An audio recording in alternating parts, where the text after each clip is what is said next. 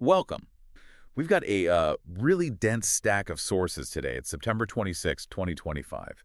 Our mission really is to cut through all the noise, synthesize this snapshot, and pinpoint the big economic and geopolitical fault lines moving things right now. That's definitely the challenge. When you look at all this material together, the main theme seems to be volatility. It's driven by some pretty aggressive policy shifts. Aggressive is right. Yeah, I see three things really colliding. First, you've got this sharp rise in trade protectionism, especially from the U.S. Second, there's major political friction bubbling up. Serious unrest in some key places.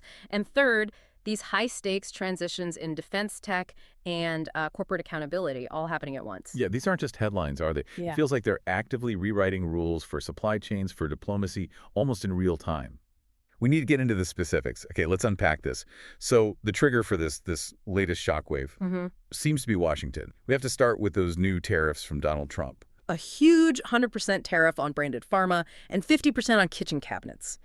And they kick in October 1st. These aren't like broad strokes either. They feel very targeted, surgical almost. Absolutely. And the market reaction, Yeah. immediate and pretty punishing if you look at India. Yeah. The Sensex, their main stock index, it's already dropped, what, 2,300 points Yeah. in just the last 6 days? Wow. That's significant. It is. And it is not just general market fear. You can see specific jitters in stocks really exposed to the U.S. Think major Indian pharma companies, Sun Pharma, Biocon, Cipla. They're showing real volatility. It's hitting the currency too, right? The rupee's down to a new low.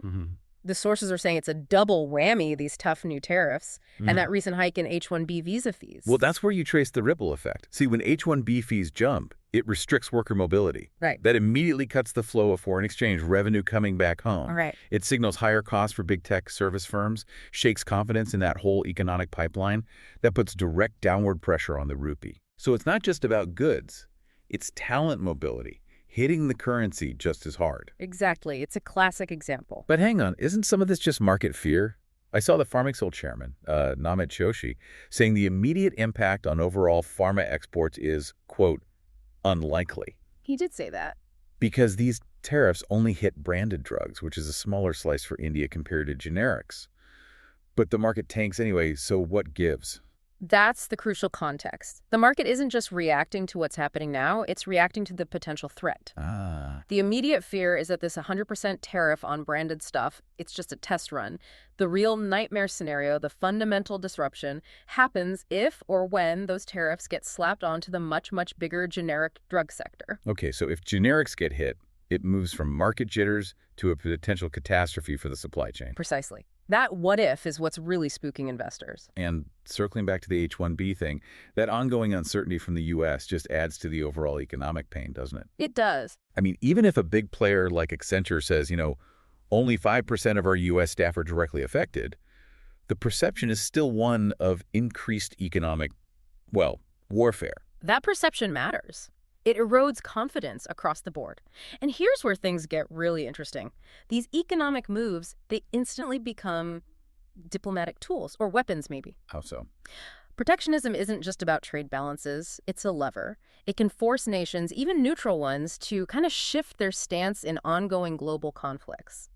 Look, we have this really controversial claim reported straight from NATO Secretary General Mark Rutte. Okay. He claimed that PM Modi, right after being hit by these tariffs, picked up the phone to President Putin. To Putin. Why? Reportedly to ask for clarification on Moscow's strategy in Ukraine.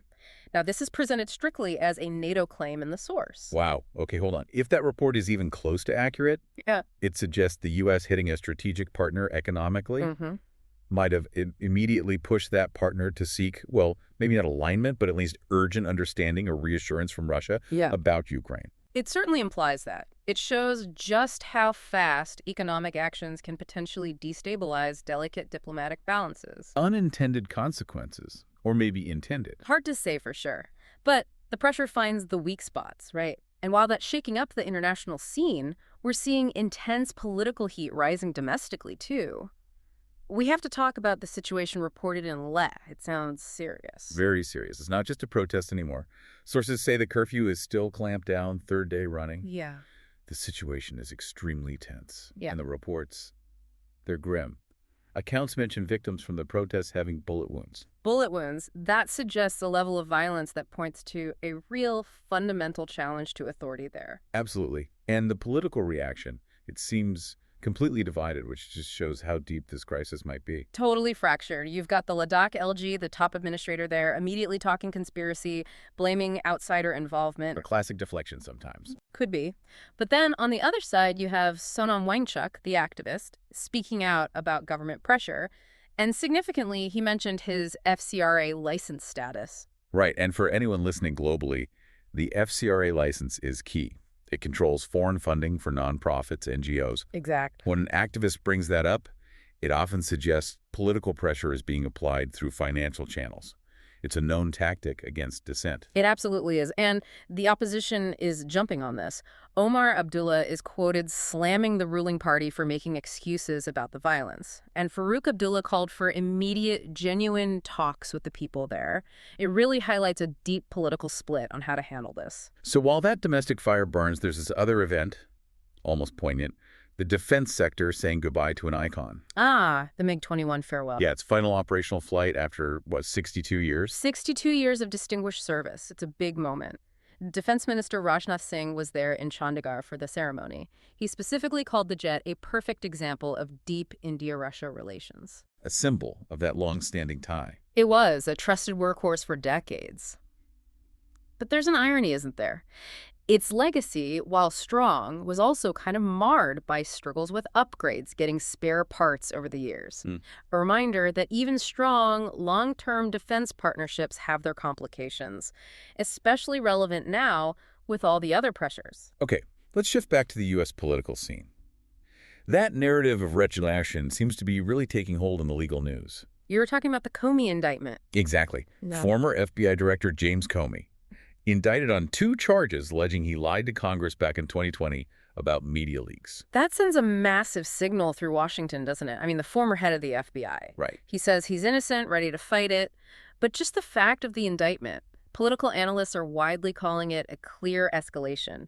An escalation of President Trump's promise of, well, political payback against old rivals and officials. It suggests the legal system itself might be becoming a tool in these political fights at the very highest levels. It certainly raises that uncomfortable possibility, a weaponization of the justice system. It sets a potentially dangerous precedent. And speaking of power dynamics, there was that interesting detail from the Trump meeting with Pakistan's Prime Minister Sharif. Oh, yeah. What was that?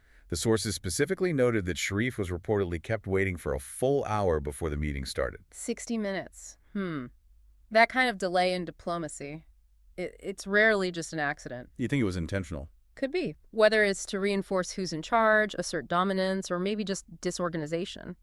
The message received internationally is often one about status and power. Sometimes the quiet details, the stage management, speak volumes. Meanwhile, on the corporate side, accountability seems to be hitting hard. Amazon's paying a huge price. The Prime settlement, yeah, that's enormous. $2.5 billion to settle claims they used misleading tactics for Prime subscriptions. $2.5 billion. That number alone tells you how serious regulators view this. It wasn't a slap on the wrist. And the core of the settlement is forcing them to make it easier to cancel Prime. About time, some might say. Well, it highlights this growing focus on dark patterns. You know, those confusing website designs or processes that trick users or make it really hard to leave a service. Regulators worldwide are cracking down on tech giants, using these to inflate their numbers. And just quickly, on the domestic Indian business front, a big legal resolution. Ah, the JSW Steel one. Yeah, the Supreme Court finally approved their plan, nearly 20,000 crore rupees, to acquire Bhushan Steel. That clears a major hurdle. It paves the way for significant consolidation in the steel sector there. Should bring some stability to a key industry after a long saga. Right. So a lot of moving pieces.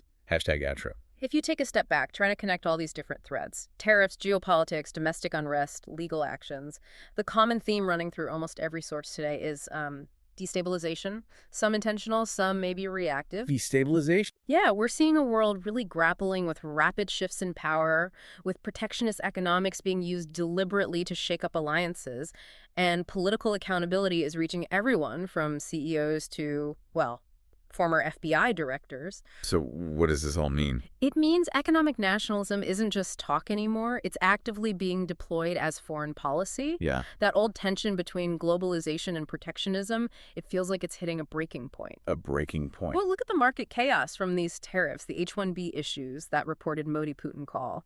You have to wonder how quickly global supply chains and political alliances can actually adapt before this economic nationalism just fundamentally rewrites the rulebook for international trade and power. It feels like we're watching global politics fought with spreadsheets and indictments. So the big question maybe is this. When a government uses aggressive protectionism outside its borders, like tariffs and political retribution inside, Yeah. like these indictments, is that destabilizing strategy actually sustainable? Or does it end up isolating the country doing it? And specifically, as you mentioned earlier, everyone should probably keep a close eye on whether the U.S. expands those pharma tariffs beyond branded drugs to the really critical generic market. Absolutely essential point, that generic drug market's reaction. That'll be the real canary in the coal mine for global economic health. A lot to track. Thank you for joining this deep dive. We'll definitely keep following these fault lines.